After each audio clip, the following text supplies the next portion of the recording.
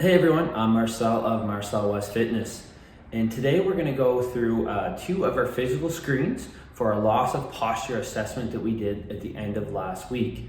So that loss of posture again is those changes in the angles, big changes from your setup position when you start that backswing. Now the two that we're going to assess the physical screens is our overhead deep squat and our toe touch.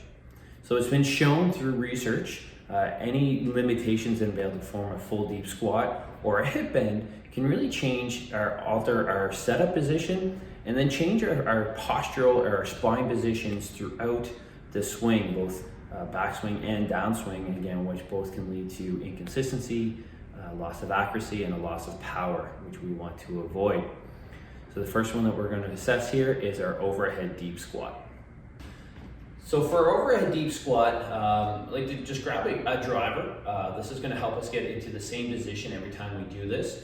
So for this, we do want shoes on, roughly about shoulder width apart, maybe slightly wider, toes pointing forward.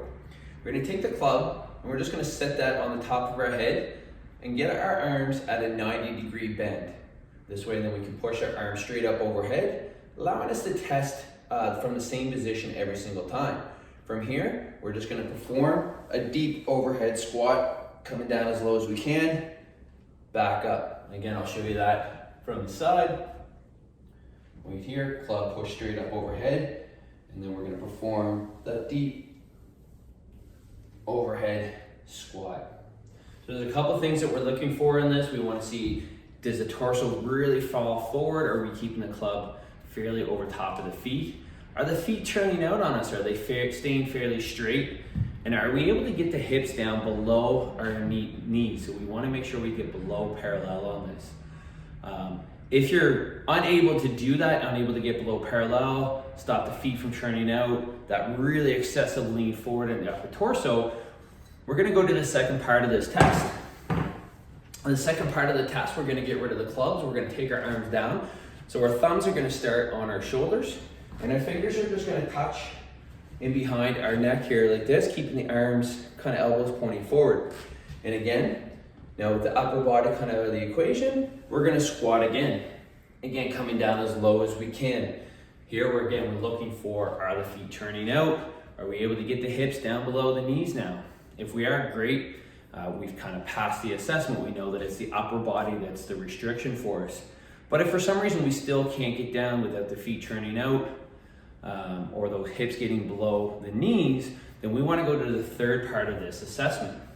So the third part of our squat assessment, we do want to take our shoes off because we're going to test our Dorsi Flexion, so our ankle flexion. So take your shoes off. You can kind of use the shoes under the knee, but we want to come up into our lunge position here. We're going to use our driver, and then we're going to take our fist, put it in front of our toes, right here. That's going to roughly put the club about 4 inches out in front, and then keeping the knee straight, we're going to come straight out and try and touch here, and that's going to tell us if we have a restriction in our Dorsi Flexion or our ankles. If we're able to touch, then the restriction is in our hips or that thoracic spine, that upper back, depending on what we're able to do. Again, I'll show you this from the side on here, right? Roughly about that 4 inches out in front. And then we want to drive out and try. Again, don't let the heel lift off. It should come straight out. We don't want to come out around. Don't let the hips sway from side to side. It should be straight out and touch the club from there. So next up, we're going to do a toe touch. This is a simple exercise. We're just going to see if we can touch our toes. So from the side on here, all you're going to do are feet together, and then you just want to come down, touch your toes without bending the knees. So again, pretty simple. Either you can or you can't do it.